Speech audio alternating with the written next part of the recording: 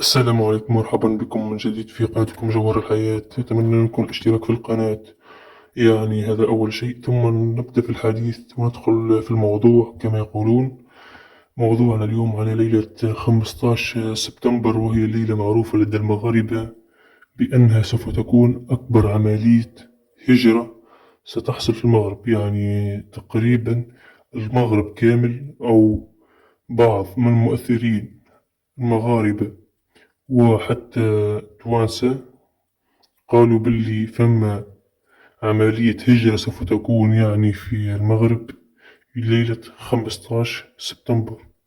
15 سبتمبر يعني سوف تكون ليلة تاريخية، لأن المغاربة يعني سوف يعملوا هجرة سرية لدى في سبتة ومليلية في شمال المغرب، وهي مدن يعني تابعة لإسبانيا لكن تعتبر محتلة قبل إسبانيا وتحت الحماية الإسبانية. إذا المغاربة ينتظرون بفارغ الصبر ليلة 15 سبتمبر لتكون أكبر عملية هجرة سرية سوف تحصل. يعني نتمنى منها ما تكونش فما انفلات أمني أو يقع يعني هناك إجرام أو ضرب أو قتل. بعض الناس يقولون أنها 15 سبتمبر سوف تكون يعني الحماية البحرية المغربية والإسبانية يعني غير موجودة. بعضهم سوف يقولون أن هناك أوراق أوراق إسبانيا سوف يعني تسهال في 15 سبتمبر.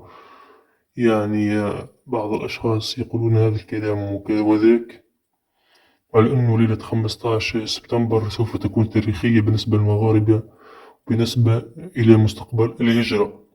الأشخاص اللي يحبوا يهاجروا يعني المغرب سوف تكون لهم أبواب مفتوحة في ليلة 15 سبتمبر. وهناك يعني أخبار وإعلام وصحف مغاربية وإسبانية تحذر وتدعو السلطات لأخذ الحيطة والحذر يعني في 15 سبتمبر، لأنها سوف تكون يعني مهاجرين مختلطين يعني أفارقة ومغاربة.